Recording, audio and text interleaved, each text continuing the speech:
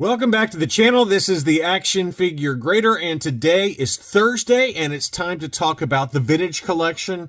I've got sales on eBay, as well as one sale on heritage auctions, and then at the end of the video, I'm going to show you a few items that are currently at auction on heritage from the vintage collection that end as part of that May the 4th Be With You special auction that Heritage has got going on of mainly vintage Star Wars figures. But there are, I think, 2 or 3 items from the vintage collection that are currently up, and they're pretty hot. They're pretty hot. So we'll take a look at those. As always, thank you to all of you and my Patreon supporters for watching the channel. Be sure to leave me a like if you do enjoy my content. Let's go ahead and take a look. Some pretty interesting sales this week.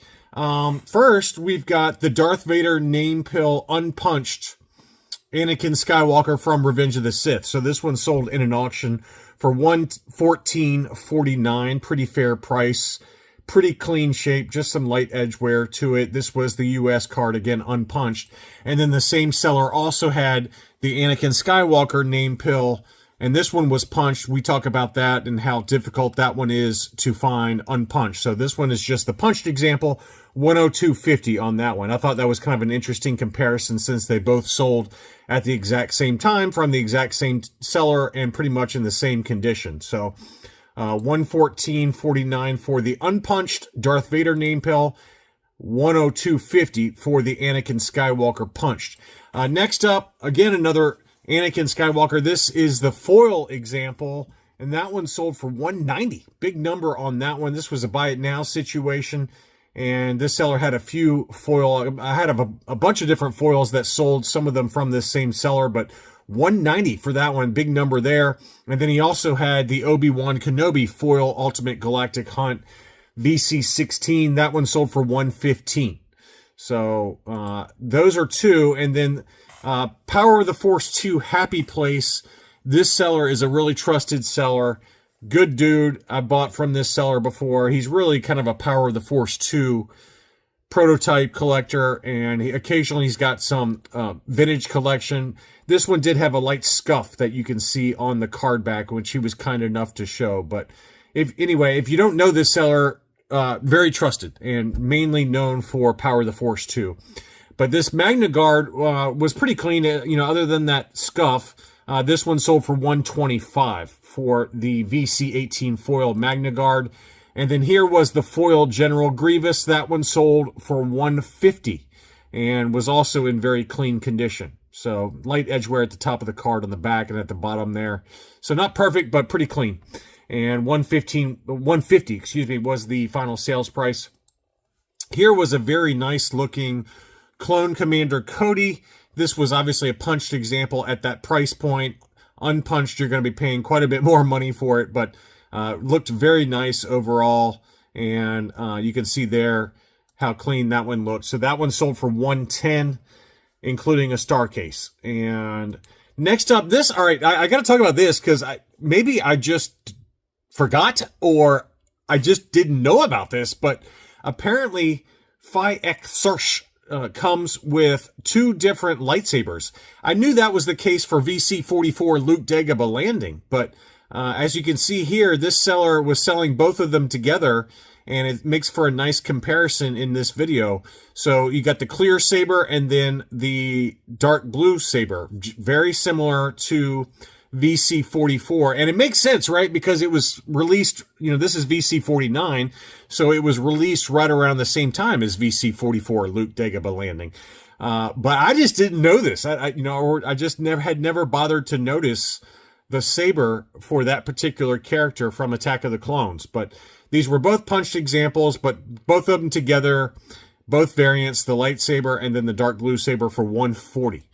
And you guys can comment below with any other characters that have this particular variation between the 2 saber colors. But man, you learn something new every day. Or or maybe it's I learned it and then I forgot it because I'm such an idiot, which is more likely. So there you go.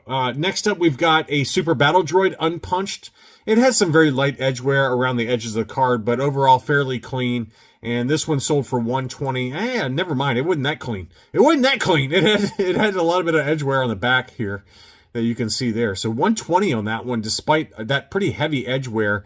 That's not as noticeable on the front of the card, but on the back you can really spot it. So that one is particularly expensive, you know, in clean condition. If you can get it sub $100, I think we even saw one recently that sold in the 80s, but it might have been a punched example. I cannot remember, but Super Battle Droid is a pretty expensive one. It's pretty sought after by collectors. VC37. Next up, I've got several different sales for VC64 Slave Leia. And this one had quite a bit of edge wear and some creasing or something going on the card back. I don't know what's going on there to the right of the card. It looks like a hair.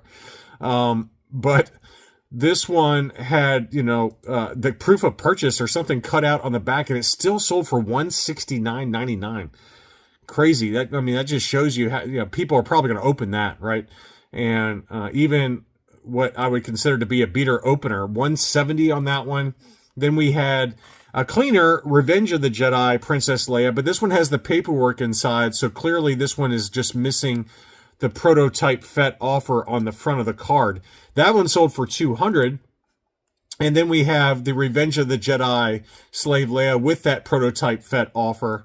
And I think that's just scuffing on the actual star case, not on the card back itself. But that one sold for $269. So prices all over the map, just depending on condition and which card and things like that. But that one did sell for $269. We also do have some interesting lots in this video, and this is the first one. This is a special action figure set lot. It has 8 of them, and I don't know if that's all 8 or not. I don't think it is. It's missing a couple of them. It's missing the Bespin set, I think, along with probably some others. But this lot of 8 different special action figure sets sold for $289 plus $57 shipping. So there's a good close-up there that shows all the different sets as part of that lot. Next up, we've got an original issue Ahsoka VC102. And this was unpunched and in pretty clean condition, $152.50. My, how the mighty have fallen, but $152.50 for that original issue Ahsoka. This was at auction. And next up, we've got what I just wanted to show you this so you could see what it's going for. But this is the recent release Heir to the Empire set. Who would have ever guessed that we would have gotten Joris Seaboth and what's his name, Admiral Gilead? I forgot his last name. Pelion, right? I think it's Pelion, but I love the books. Don't get me wrong, but who would have ever guessed that we would have finally gotten them as part of the vintage collection? Just insane to me. $100 plus $12 shipping for those 3. Pretty cool set there. And then we did have, and more on this in a little while, more on this one and the next one in a little while, but we've got a SDCC Death Star box set. This one did sell at auction for $2,000, just one bid. This one was, let's see, will ship to the U.S. So this was not in the U.S. I don't know where it was exactly. It says located in Massachusetts, but then it says shipping will ship to the U.S. Maybe it's just depending on the location. I don't know. But this set, the SDCC box set, was complete with the mouse droid and Salacious Crumb, and then, of course, all the other figures.